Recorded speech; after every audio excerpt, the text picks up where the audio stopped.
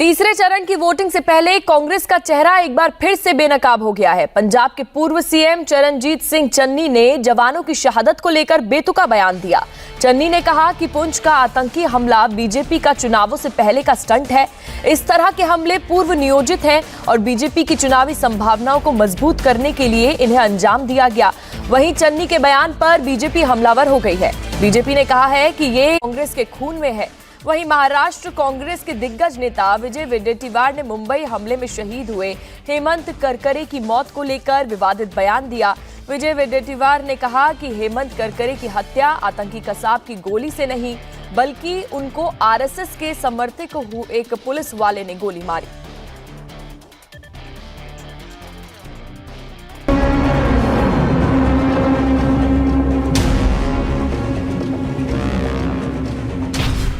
तीसरे चरण की बारी कांग्रेस की नफरती गैंग से यारी।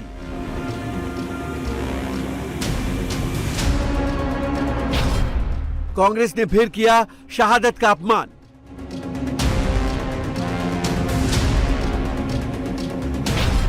शहादत पर सवाल, वोट के लिए कांग्रेस का प्लान।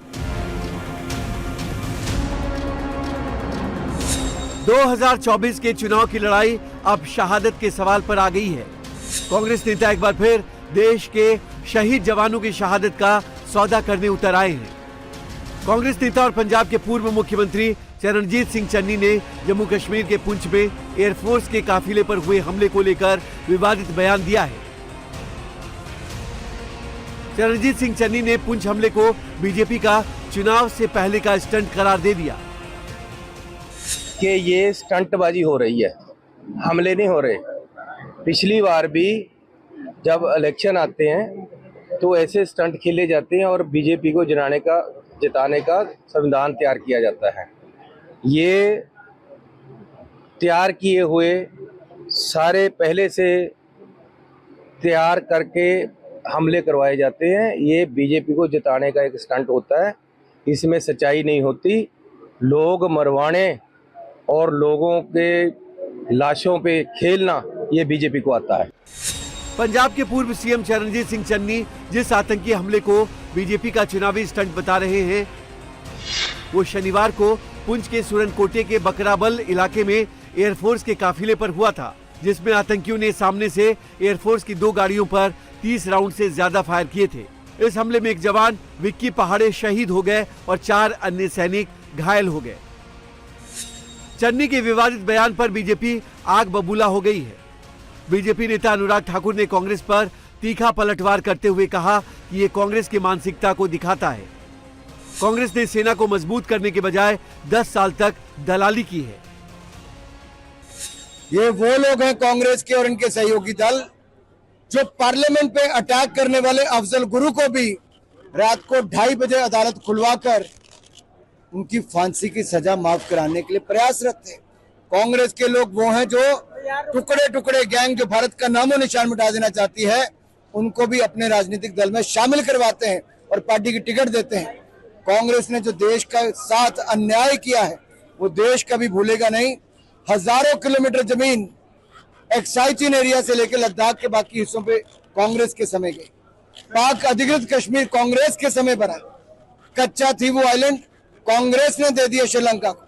देश सवाल पूछता है कि कांग्रेस की कौन सी मजबूरी थी कि इन विदेशी ताकतों के आगे घुटने टेकने जरूरी था।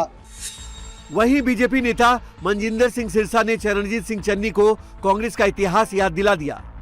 सिरसा ने बता दिया कि कांग्रेस के लिए जवान का शहीद होना कांग्रेस के लिए ड्रामा है, ये कांग्रेस के खून में है। कांग्रेस की घटिया मानसिकता देखिए। Charanjit Singh Channi former chief minister Punjab के कांग्रेस के आज जलंधर से लोकसभा के कैंडिडेट हैं।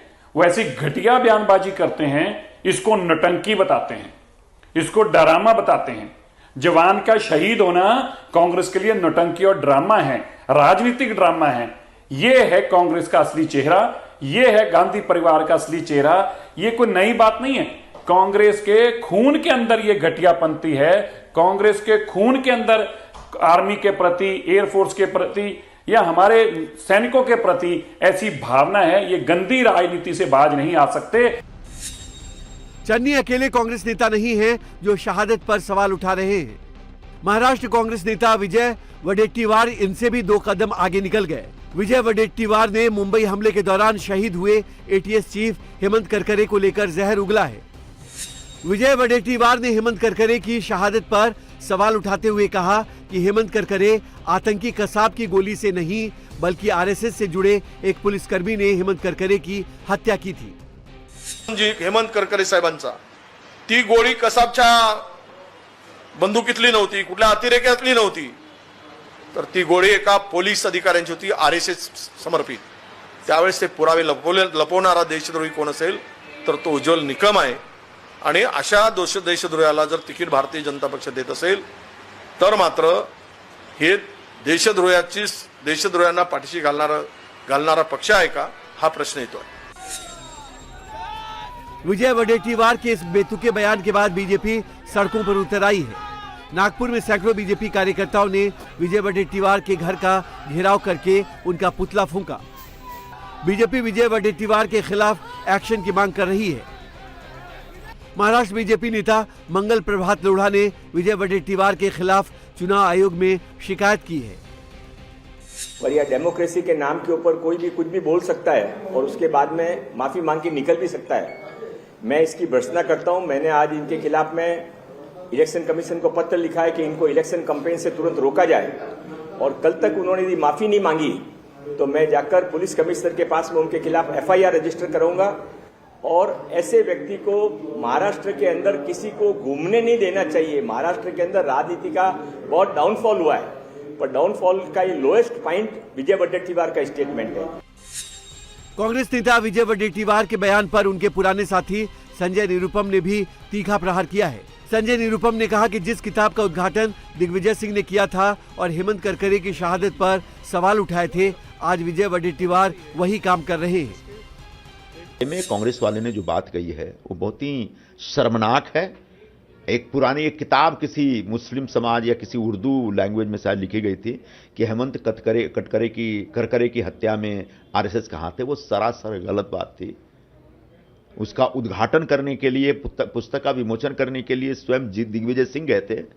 बड़ी उनकी छीछा लेदर हुई थी। उसके बाद वो बात कहना ही बंद कर दिए। शायद उन्हीं दिग्विजय सिंह से प्रेरणा लेकर के वडेट्टीवार जी ये बकवास कर रहे हैं। विजय वडेट्टीवार और पंजाब के पूर्व सीएम चरणजीत सिंह चन्नी दोनों के ही बयान पर कांग्रेस आलाकमान खामोश है। लेकिन तीसरे फेज की वोटिंग से पहले जवानों की शहादत पर सवाल जिस तरह कांग्रेस के नेता उठा रहे हैं, वो महज चुनावी एजेंडा से ज्यादा कुछ नहीं दिख रहा है।